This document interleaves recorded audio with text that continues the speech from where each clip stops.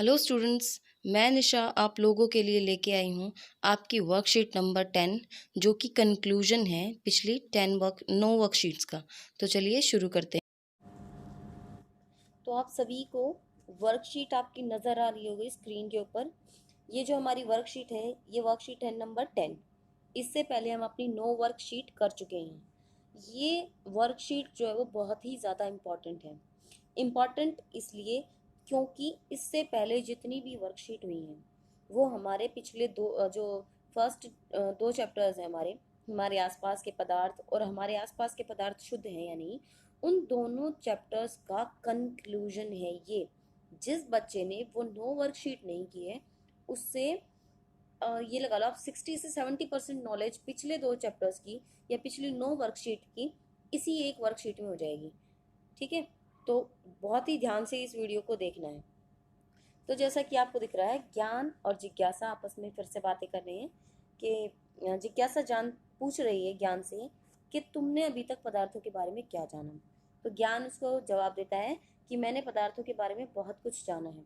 जैसे यहाँ देख रहे हैं आप, अब पदार्थ जो है वो कणों का बना होता है, यानी कि प्रत्येक पदार्थ, वो पदार्थ चाहे कुछ भी हो, प्रत्येक पदार्थ कणों से मिलके बना होता है। और इन कणों की अपनी एक विशेषता होती है, वो क्या कि पहली बात, ये कण जो हैं इनके बीच में रिक्त स्थान पाया जाता है, ये एक दूसरे को आकर्षित करते हैं। और तीसरा, ये निरंतर गतिशील रहते हैं और गतिशील रहने के कारण इनके बीच में गतिज ऊर्जा पाई जाती है। तो हर एक पदार्थ में, ठीक है, हर एक पदार्थ में चाहे वो स्थिर है या वो मोशन में है, उसके अंदर गतिज ऊर्जा हमेशा पाई जाती है। उसके बाद है पदार्थ जो है उसकी भी अपनी कुछ प्रॉपर्टी होती है। किसी भी चीज़ को हम पदार्थ एक कंडीशन पे कहते हैं, और वो ये कि पहला जो पदार्थ है उसका अपना कुछ आयतन होता है। ठीक है, प्रत्येक पदार्थ का अपना आयतन होता है, वो कुछ ना कुछ स्थान घेरता है। और तीसरा कि जहाँ उसकी अपनी एक आकृति होती है। प्रत्येक पदार्थ के ऊपर ये बात लागू होती है, उसका अपना आयतन होता है, कुछ स्थान घेरता है जहाँ पे भी वो पदार्थ रखा जाता है। और तीसरा उसकी अपनी एक आकृति होती है। भौतिक रूप से अगर देखा जाए तो इन पदार्थों को 3 रूपों में बांटा गया है, ठोस, द्रव और गैस। यहाँ पे आपको जो है चेंज दिखा रखा है, स्टेट में चेंज दिखा रखा है, यानी कि पदार्थ का ठोस से द्रव में बदलना, द्रव से गैस में बदलना, गैस से द्रव में, द्रव से ठोस में, ठोस से सीधा गैस में और गैस से सीधा ठोस में बदलना। ये चीज़ें हमने बहुत ही डिटेल में डिस्कस की थी, जो मैंने अपने चैनल पे वीडियो बना रखी हैं। 3 वीडियोज़ हैं फर्स्ट चैप्टर के। जिस बच्चे को ये चीज़ डिटेल में समझनी है वो वहाँ जाके वीडियो को देख सकता है। ठीक है, तो मैं आपको एक बार फिर से बता देती हूँ। जब भी पदार्थ की अवस्था ठोस से द्रव में बदलती है तो इसे संगलन कहते हैं। द्रव से गैस में बदलती है तो वाष्पीकरण, गैस से जब द्रव में बदलती है तो संघनन, द्रव से जब ठोस में बदलेगी तो जमना, और उसके बाद अगर गैस से सीधी ठोस में आती है तो ऊर्ध्वपातन, और ठोस से गैस में जाती है तो भी ऊर्ध्वपातन ही कहते हैं। जैसे जैसे टेम्परेचर बढ़ेगा पदार्थ की अवस्था जो है वो बदलती जाएगी, यानी कि ठोस से पदार्थ द्रव, द्रव से गैस में बदलता जाएगा। और अगर तापमान अधिक से कम होता चला जाएगा तो ये जो अवस्था है वो फिर से अपनी पहले वाली अवस्थाओं में आती चली जाएगी। ठीक है, इसके बाद आता है जो पदार्थ जो हैं उनको वर्गीकृत कैसे किया गया है। तो पदार्थों को शुद्ध और अशुद्ध 2 प्रकार से वर्गीकृत किया गया है।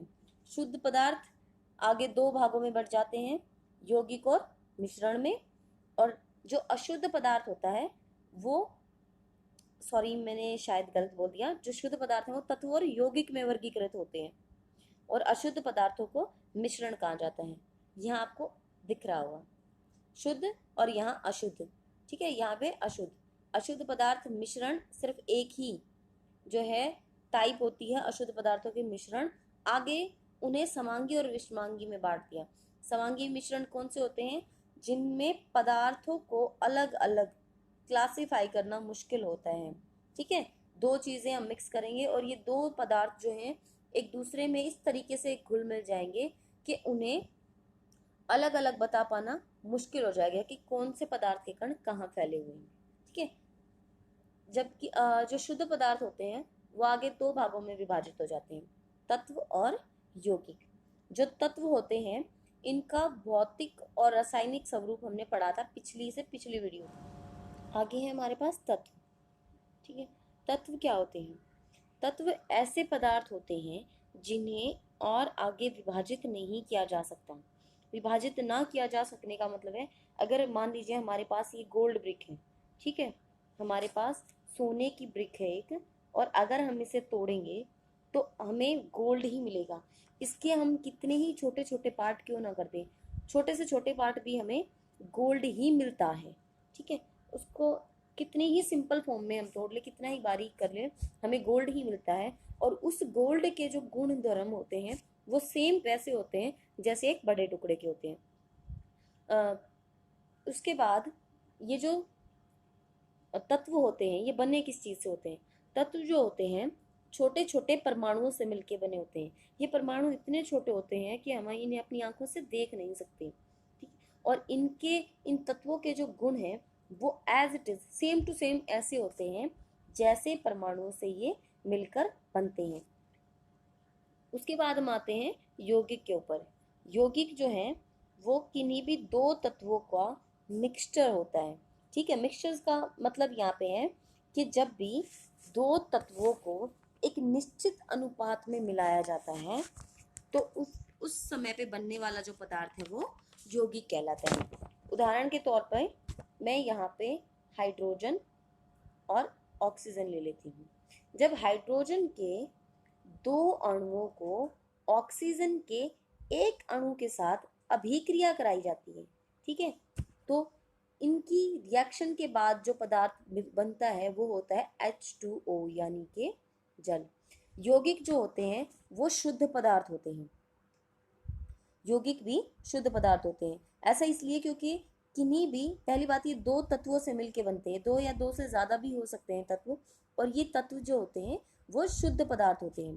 तो इनके अनुपात से जो चीज बनती है, एक निश्चित अनुपात में मिलाने पे जो चीज हमें प्राप्त होती है वो हमेशा शुद्ध होती है। इसी तरीके से अगर हम यहाँ पे नमक का एग्जाम्पल लेते हैं NaCl, तो सोडियम और क्लोरीन को निश्चित अनुपात में मिलाने पर हमें नमक मिलता है, और ये नमक जो है वो हमेशा शुद्ध होता है। उसके बाद आते हैं मिश्रण पे। मिश्रण जो है उसको हमने यहाँ देखिए समांगी और विषमांगी। तो जो समांगी मिश्रण होता है उसका एग्जाम्पल है विलयन। विलयन मैंने आपको बताया था अपनी पिछली वीडियो में कि विलयन जो होता है वो वास्तविक विलयन जिसे हम कहते हैं समांगी मिश्रण होता है। यहाँ पे हम पानी और नमक का एग्जाम्पल लेते हैं। जब भी पानी के अंदर नमक को घोला जाता है तो बहुत ही अच्छी तरीके से घुल जाता है और आप आइडेंटिफाई नहीं कर पाते पानी के अंदर के नमक के कण कहाँ कहाँ फैले हुए। तो इस तरीके का जो विलयन होता है हमारे पास वो वास्तविक विलयन होता है और इसे समांगी मिश्रण कहते हैं। जबकि जो विषमांगी मिश्रण है उसका एग्जाम्पल निलंबन और कोलाइड्स है। निलंबन होता है एक ऐसा मिश्रण जिसके अंदर आप इजीली पहचान लेते हो कि पदार्थ के कण कहाँ कहाँ फैले हुए हैं। दूसरा, जो निलंबन के अंदर विलय होता है, ठीक है, उसके कण उसको जो अगर हम पानी को स्थिर छोड़ देते हैं कुछ देर के लिए, बिना हिलाए डुलाए उसको छोड़ देते हैं तो कण नीचे बैठ जाते हैं। इसका एग्जाम्पल यहाँ पे आपको दे रखा है मिट्टी प्लस पानी। आप ये एक्सपेरिमेंट खुद करके देख सकते हैं घर पे। एक बीकर के अंदर पानी लीजिए और उसके अंदर आप मिट्टी को घोल दीजिए, तो कुछ देर के लिए वो कण जो है वो तैरेंगे पानी के अंदर और उसके बाद धीरे धीरे बैठने शुरू हो जाएंगे और पानी फिर से क्लियर हो जाएगा। उसके बाद आते हैं कोलाइड्स पे। कोलाइड्स क्या होते हैं? कोलाइड जो होते हैं वैसे तो विषमांगी मिश्रण होता है लेकिन दिखता है समांगी जैसा। ऐसा इसलिए क्योंकि इसके अंदर जब किसी भी पदार्थ को घोला जाता है तो वो पूरी बीकर में फैल जाता है, और उस टाइम पे अ, हम जो है क्लासिफाई नहीं कर सकते कि कण कहाँ कहाँ फैले हुए हैं। जो कोलाइड के कणों का आकार होता है, विलेय के कणों का आकार होता है, वो निलंबन से छोटा लेकिन वास्तविक विलयन के कणों से बड़ा होता है। ठीक है, ये थी कुछ मोटी मोटी बातें इंपॉर्टेंट जो हमने अपनी पिछली वीडियोस में की थी। इनके जो पिछली वीडियोस हैं उसमें मैंने गुण भी बता रखे हैं, तो वहां जाके आप इनको देख सकते हैं। अब आते हैं अपने क्वेश्चंस के ऊपर। एक ऐसे पदार्थ का नाम लिखिए जो हमारे आसपास तीनों अवस्थाओं में पाया जाता है। जल इसका सबसे अच्छा एग्जाम्पल है। जल जो है वो तीनों ही अवस्थाओं में पाया जाता है, ठोस, द्रव और गैस। उसके बाद है विलयन निलंबन से किस प्रकार भिन्न होता है। पिछली वर्कशीट थी उसके अंदर हमने कर रखा है विलयन और निलंबन के बारे में, दोनों का डिफरेंस बता रखा है, तो आप वहां जाइए और वीडियो को देखिए और वहां से इन दोनों के अंदर जो डिफरेंस है वो लिखिए। यौगिक किसे कहते हैं, किन्हीं दो यौगिकों के नाम लिखिए। यौगिक अभी मैंने आपको बताया था, पीछे भी हम कर चुके हैं यौगिक के बारे में। जब दो या दो से अधिक तत्वों को एक निश्चित अनुपात में मिलाया जाता है रासायनिक संयोजन के द्वारा, तो जो पदार्थ बनता है वो यौगिक कहलाता है। किसी भी दो यौगिक के नाम आप यहाँ पे NaCl और H2O इजी एग्जांपल्स हैं, वो आप लिख सकते हैं। उसके बाद है मिश्रण क्या होता है, निम्न पदार्थों के मिलने पर किस प्रकार का मिश्रण तैयार होगा। ठीक है, मिश्रण जो है वो दो या दो से अधिक पदार्थों को जब अनिश्चित अनुपात में मिलाया जाता है तो तब जो पदार्थ बनता है वो मिश्रण कहलाता है। नमक और जल समांगी मिश्रण होगा, मिट्टी और जल निलंबन होगा, और दूध और जल जो होगा वो कोलाइड विलयन बनेगा। तो ये थी हमारी आज की वीडियो। आई होप कि आप सबको अच्छी लगी होगी और अच्छे से समझ में भी आया होगा।